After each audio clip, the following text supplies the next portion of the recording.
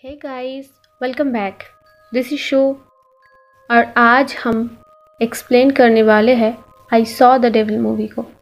तो चलिए let's start. कहानी की शुरुआत में एक सुनसान सड़क पे एक आदमी स्कूल वैन लेके जा रहा था। ठंड का समय था और स्नोफॉल भी हो रहा था। कुछ देर जाके उसको एक कार खड़ी हुई मिलता है। वो जाके देखने लगता है।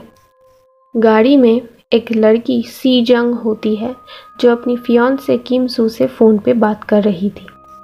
उस आदमी के पूछे जाने में वो बोलती है उसके कार के टायर पंचर हो गया है, उसने टो ट्रक को भी कॉल कर दिया है, वो लोग आते ही होंगे। वो आदमी फिर भी गाड़ी को चेक करने जाता है। उसके फियांसे तभी फ़ोन पे ही था और उसे गाड़ी में ही बैठे रहने को बोलता है जब तक टो ट्रक नहीं आ जाता। वो फिर फ़ोन रख देता है। वो आदमी गाड़ी चेक करके उसे बताता है गाड़ी बुरी तरह स्नो में अटक चुका है और इस मौसम में ट्रक आने में भी टाइम लगेगा। वो लड़की बोलती है मैं वेट करूँगी, थैंक यू। फिर वो आदमी अपनी कार की ओर चला जाता है, लेकिन कुछ समय बाद भी वो कार वहाँ से ना जाते देख उसे शक होता है, लेकिन वो कुछ कर पाती उससे पहले ही वो आदमी उसके गाड़ी के शीशे तोड़ के उस पर हमला करने लगता है और अधमरी हालत में उसे बाहर से लेके अपने ठिकाने में पहुंचता है। उसे जब होश आती है वो उससे जान की भीख मांगने लगती है। वो कहती है मैं प्रेग्नेंट हूँ, मुझे मत मारो, मैं जीना चाहती हूँ। लेकिन वो आदमी उसकी एक भी ना सुनता और उसे बड़ी ही बुरी तरीके से मार के उसके टुकड़े टुकड़े कर देता है। कुछ दिन बाद पुलिस को उसकी कटी हुई सर मिलती है। वहाँ पर उसके पिता और फियांसे भी पहुँचता है। उसके पिता पुलिस में ही चीफ था। सी जंग के लाश देखकर किम सू को एक सदमा सा लगता है। उसके पिता किम सू से माफ़ी मांगता है। पुलिस में होकर भी उसकी बेटी को बचा नहीं पाया। फ्यूनरल पे किम सू मरी हुई सी जंग से वादा करता है वो उसके मौत का बदला ज़रूर लेगा, उसे भी इतना ही दर्द देगा। उसके बाद वो अपनी ऑफिस से 2 हफ्ते की छुट्टी लेता है। दरअसल किम सू नेशनल इंटेलिजेंस एजेंसी में काम करता था। उसके एक दोस्त से वो एक कैप्सूल लेता है। ये कैप्सूल जिसके पास रहेगा वो उसके लोकेशन जान पाएगा और उसके बातें भी सुन सकेगा। सी जंग के पिता किम सू को 4 आदमी के डिटेल्स देता है जो इससे पहले सिमिलर केसेस के लिए गिरफ्तार हो चुका था। पहले 2 आदमी को किम सू बहुत पीटता है, लेकिन ये दोनों असली कातिल नहीं था, ये वो समझ जाता है। इस तरफ ये साइको एक और मासूम लड़की को अपना शिकार बना चुका था।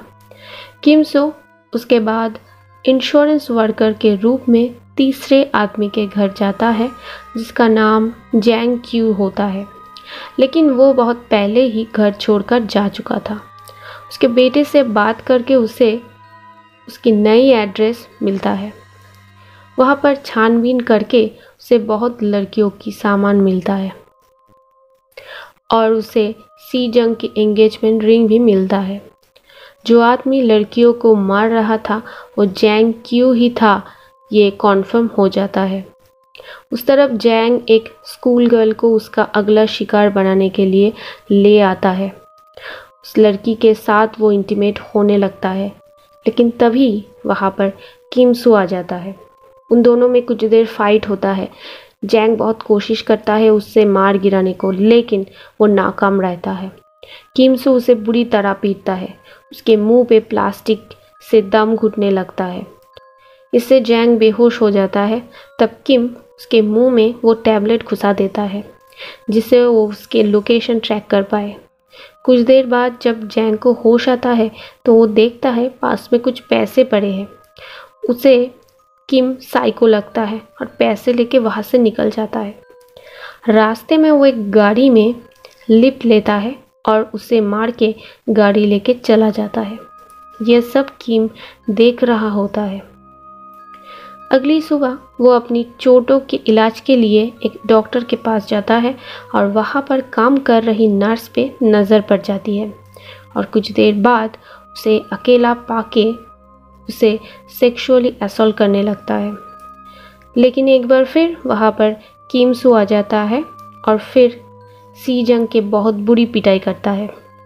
एक चाकू लेके उसके पैर पे घुसा देता है और उस नर्स से ही ड्रेसिंग करा के फिर से छोड़ देता है। उसे समझ नहीं आता हर बार किम सू कहाँ से चला आ रहा था। वो फिर सब कुछ तलाश करने लगता है कि कहीं पर ट्रांसमीटर तो नहीं था, लेकिन उसे कुछ भी नहीं मिलता।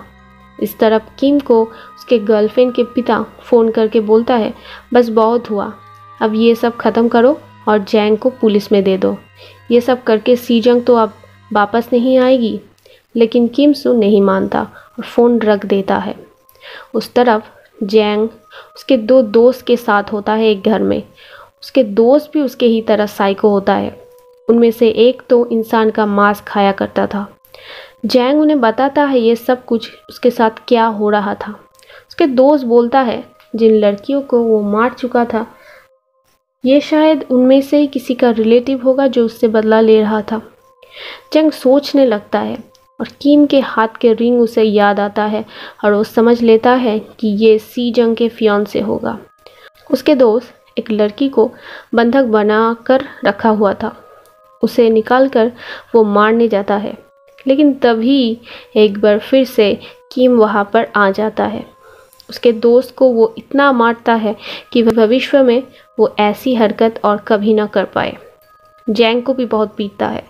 अगली सुबह एम्बुलेंस आता है और इन सब को हॉस्पिटल ले जाया जाता है। किम को भी काफ़ी चोट आया था तो वो भी फर्स्ट एड कराने जाता है। हॉस्पिटल में उसके दोस्त उसे मिलने आता है। वो बोलता है टैबलेट तो काम कर रहा है ना, अगर उसका लूज मोशन होगा तो टैबलेट निकल जाएगा। किम फ़ौरन ही उसे चुप कराता है क्योंकि बगल वाले बेड में जैंग था।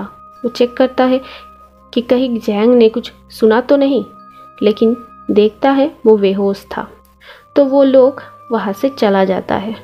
लेकिन वो सिर्फ सोने का नाटक कर रहा था और सब कुछ सुन चुका था। हॉस्पिटल से निकलते ही जैंग ज़ोर ज़ोर से हंसने लगता है। वो जानता था कि मुझसे सुन सकता है, तो वो बेखौफ होकर किम को बोलता है तुमने बहुत बड़ी गलती की मुझे ज़िंदा छोड़कर, अब तुम भुगतोगे। और फ़ौरन ही एक केमिस्ट के दुकान में जाके लूज मोशन के दवा लेता है। उस तरफ किम फ़ौरन ही उसे ट्रैक करते हुए वहाँ पर पहुँचता है, लेकिन देखता है जैंग ने वो टैबलेट किसी और के पेट में घुसा के वहाँ से निकल चुका था। किम को कुछ समझ नहीं आता कि वो कहाँ जा सकता है, तो किम उसके दोस्त से मिलने हॉस्पिटल जाता है। उसके दोस्त बोलता है तुमने गलत आदमी से पंगा ले लिया। जैंग अब तुम्हारे गर्लफ्रेंड के परिवार को ख़त्म करेगा और फिर पुलिस में सरेंडर कर देगा, जिससे कि तुम उससे बदला ना ले पाओ। किम फिर उसके गर्लफ्रेंड के घर के तरफ भागता है, लेकिन जैंग उससे पहले ही पहुंच गया था और उसके गर्लफ्रेंड के पिता और बहन को मार दिया था। किम सू ये सब देखकर टूट जाता है। जैंग फिर पुलिस को सरेंडर करने के लिए फ़ोन करता है और लोकेशन भेजता है। जैंग किम को फ़ोन करके बोलता है तुम्हें मुझसे उलझना नहीं चाहिए था, मैंने तुम्हारा सब कुछ छीन लिया। इस सब में कौन जीता, तुम या मैं? और उस लोकेशन पे पहुंच जाता है सरेंडर के लिए। पुलिस के लोग जैंग को अरेस्ट करने के लिए बढ़ ही रहा था, लेकिन तभी एकदम से किम वहाँ गाड़ी लेके आ जाता है और जैंग को घसीटते हुए वहाँ से लेके चला जाता है। फिर हम देखते हैं जैंग को बंधे हुए हालत में।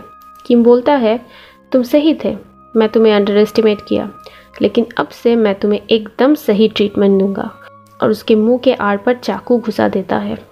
जैंग बोलता है मुझे मार दो, मारते क्यों नहीं? किम बोलता है तुम्हें जब सबसे ज़्यादा दर्द होगा, जब मौत का खौफ होगा, मैं तुम्हें तब मारूंगा, जो तुम्हें मरने के बाद भी याद रहे, तब मेरा बदला पूरा होगा। जैंग बोलता है मुझे छोड़ दो, मैंने बहुत सहा है, मुझे मत मारो। वो अपनी जान की भीख मांगने लगता है। किम सू वहाँ पर वो टैबलेट रख के वहाँ से निकल जाता है जिससे वो सब कुछ सुन पाए। जैंग हंसने लगता है, उसे लगता है वो बच जाएगा, लेकिन तभी वहाँ पर जैंग के माँ बाप और बेटे आ जाता है। दरवाजे को खोलने की कोशिश करता है। अंदर जैंग था। जैंग उसे मना करता है, दरवाज़ा मत खोलो। दरअसल किम ने सब प्लानिंग करके ही निकला था। जैंग के सर के ऊपर एक भारी ब्लेड था जिससे बंधी रस्सी दरवाजे होते हुए जैंग के मुंह पर था। अगर उसके मुंह से रस्सी छूटी तो ब्लेड उसके गले के आर पार हो जाएगा। जैंग के बातें उसके परिवार समझ नहीं पा रहा था और अपने बेटे को देखने के लिए वो बेकरार थे। वो जितना कोशिश करते दरवाज़ा खोलने की, उतना ही जैंग के मुंह से रस्सी छूटने लगता। इस पॉइंट में उसे मौत का खौफ क्या होता है वो रियलाइज़ होता है। उसके बेटे ने फिर दरवाज़ा तोड़ देता है और जैंग के मुंह से भी रस्सी छूट जाता है और वो ब्लेड उसके सर के आर पार निकल जाता है। उसके माँ बाप और बेटे ये देखकर ज़ोर से चीखने लगता है और उस तरफ किम भी सब कुछ सुन रहा था। उसका बदला अब पूरा हो चुका था, लेकिन फिर किम भी रोने लगता है क्योंकि इस सब में वो भी सब कुछ खो चुका था। मूवी यहीं पर ख़त्म हो जाता है। तो ये थी आई सॉ द डेविल मूवी की पूरी कहानी, जो कि एक बेहतरीन मूवी था। इसके IMDb रेटिंग है 7.8 स्टार आउट ऑफ 10। उम्मीद है आप सभी को ये वीडियो अच्छा लगा होगा। अगर अच्छा लगा हो तो please subscribe to this channel and don't forget to like and comment. हम मिलते हैं नेक्स्ट वीडियो में।